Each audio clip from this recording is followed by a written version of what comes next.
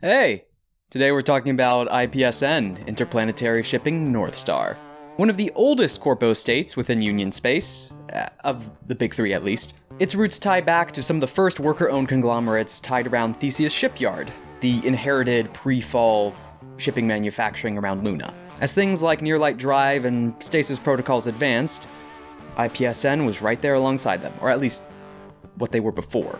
Because due to interplanetary shipping and system-wide shipping and relativistic travel, and the many dangers that includes, interstellar piracy being one of them, they ended up forming various unions for their own security systems and eventually developing into IPS and Northstar. And at the later points, amongst the first development of blink travel, IPS-N. IPS-N, the conglomerate itself, is quite old, quite large, and owns a huge part of Union shipping. Or not even just shipping, but anything interstellar, whether that comes to products, ships, the movement of them, the trade organizations, the various bits on stations and lounges, spacesuits, specific spaceflight chassis, zero-G environments. You can place a pretty solid bet and guess that there's an IPS-N logo on it somewhere. In specific, about 30% of all Union shipping is owned by IPS-N. That's a lot. So as they continued, they began forming their own security firms, and, well, dealing with some of these pirates and those using chassis, developed their own chassis. Due to IPS-N's specific realm of manufacturing, namely around interstellar travel and products, their chassis aren't really focused around said things, they're more practical. They're not some luxury brand like Smith Shimano, and they're not some kind of warfront profiteering brand like Harrison Armories. They're more practical. They solve practical problems, such as the most price-effective way to take out a ship. Though we'll touch on the chassis themselves later, right now we'll just continue with IPS-N. You can find them all over the galaxy, namely in cosmopolitan space, especially in cosmopolitan space. On blink gates, orbital stations, zero-G environments, essentially anything their products are revolved around. They're kind of like that industrial brand you see at every construction site on all the big equipment. They just fill that side of the market, all the practical stuff.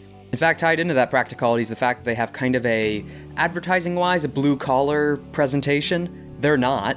Again, galactic corpo-state. They own planets. They have their own multiple navies. Essentially, they're pretty bigwigs, but a lot of the presentation and actual down-to-earth workers are in this presentation of blue-collar, which their chassis aesthetically follow in line, kind of. Sort of. Practical. Though, alongside the Discovery blink gates, the first ships and hulls to successfully pass through them were IPS-N hulls. That was a big investment that paid out well, to the point that allowed them to have almost a presence on every station, interstellar space, the ships, and anything that wants to go through blink space in the early time. And really importantly, any big major ships, whether it be Navy, military, civilian, freight, needed to use an IPS-N hull to go through blink space. Only when it first came out. Other corporations had figured it out or developed, but at the start, they were right there on that oil boom. And the interstellar travel paid out in the NAVIS something system. And those early investments and money paid out in the ARGO NAVIS system. The home system and home planet of IPS-N, well, adopted home planet. Base of operations, headquarters planet. Having such a huge investment in blink gates and travel themselves, they had set one up in this system, and they have their own system to themselves. That's it. There's no other real population that was here or set up previously. This was founded and set up by IPS-N. IPS-N through and through. No other populations really here. The populated planet Carina is 90% water, as an ocean world with shallow oceans, except for the deep polar wells. Essentially blue holes the size of Antarctica that just drop down into the crust. And every decade or so, massive geysers come up, coating the entire planet in pretty much rain. Monsoon season globally. Outside of those years, it's pretty peaceful. Wonderful tropical islands and reefs. Really well preserved by placing arcologies on the few islands and landmasses that there are. These arcologies are for some of the, well, shareholders, universities, ship designers, a lot of the actual paperwork, bureaucratic work, and development. When it comes to shipyards and building, that's up in orbit, around Carina's 10 moons. Now of these 10 moons, and the various orbital installations, 8 of them are uninhabitable, 2 of them actually are. Pixis and Vela, I think that's correct, are almost retirement homes, also headquarters for the development and the mining and operations on some of those other moons, and in orbit, because, Carina, if itself doesn't have much going on in the way of development, orbitally it does. Slingshot stations, capital ship hangars, development, building, racing, anything. It's an entire net of Kessler syndrome waiting to happen. But so far, it's been kept in check for a long time. Though this wasn't always their headquarters, as I mentioned, they developed around the dawning of interstellar travel. They were originally based around the Theseus shipyard. And now, those previous headquarters on Luna are now a museum to interstellar travel that they funded. And they didn't just start building everything new, they had investments in Theseus shipyard and the other shipyards around Luna, so they just packed them up and moved them through interstellar space. They just pushed Union Navy development somewhere else. Though to IPS-N's credit, they have their own security firms that you can hire out to protect different shipping lanes, and also the ALBATROSS. Now, the ALBATROSS aren't owned or part of IPS-N officially, but are highly donated to and supported. The ALBATROSS are kind of deserving their own video, but think, nomadic cosmopolitan crusaders that just go out and help wherever distress signal is sent. Anti-pirate crusaders. They're really cool.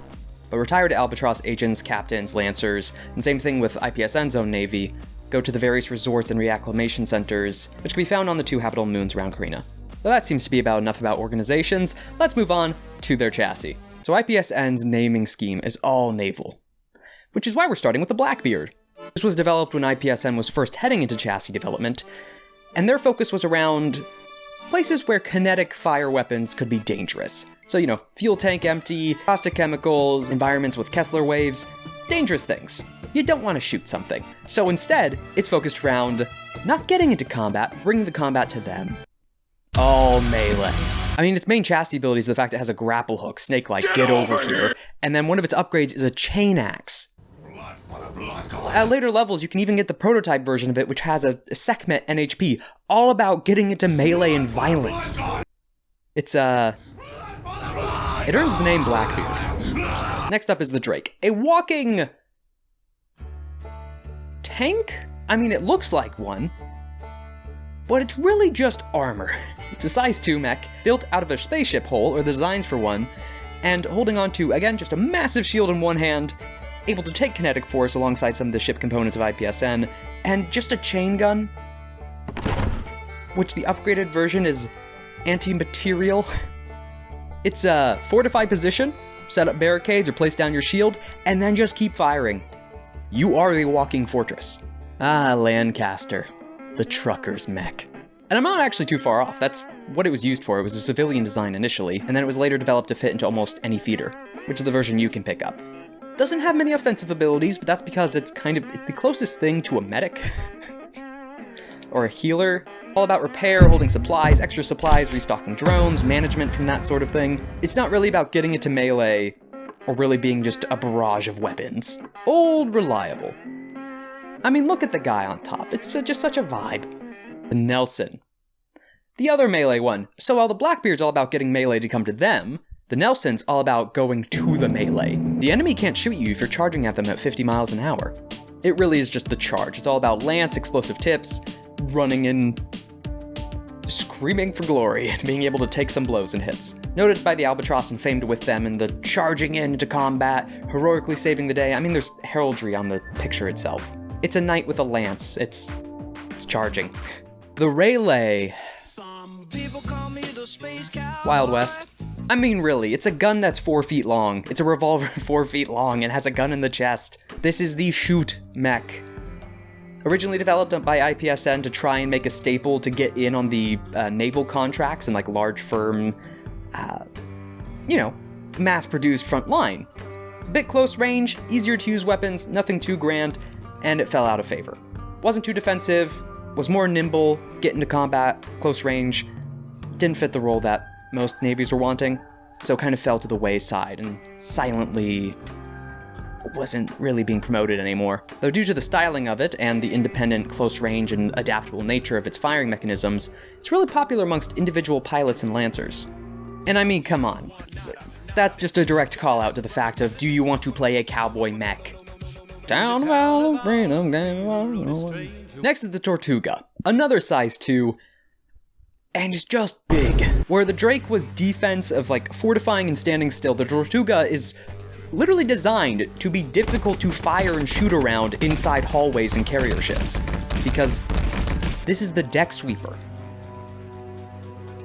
It has a shotgun called the deck sweeper. It's a size 2 mech. This is meant to clear carrier vessels, to board, block hallways and lines of sight, and just to clean house. You can actually use it as a physical barrier and defense with allies behind you. And all about just shotgun, multiple targets. It's a scary mech. Tortuga! Also, it's a fun name, Tortuga. And then lastly, in the humblest opinion, the most practical in the sense of its equipment, Vlad. Probably the least ship-worthy of any of these, or naval-themed. It's impaling. It's Vlad the Impaler. I mean, just look at the spikes, the spear. It has a nail gun larger than the pilot. All of its abilities and attacks revolve around being painful to hit or get close to by just bumping into people, and then also nailing or stabbing people into the ground or bulkheads. It's brutal. It's a brutal mech. I mean, one of its abilities is called dismemberment, if I remember correctly. There's a few others from some of the supplements, but they'll get their time to shine when we talk about those and the other mechs individually. But if you need machines in space, Blackbeard's scary.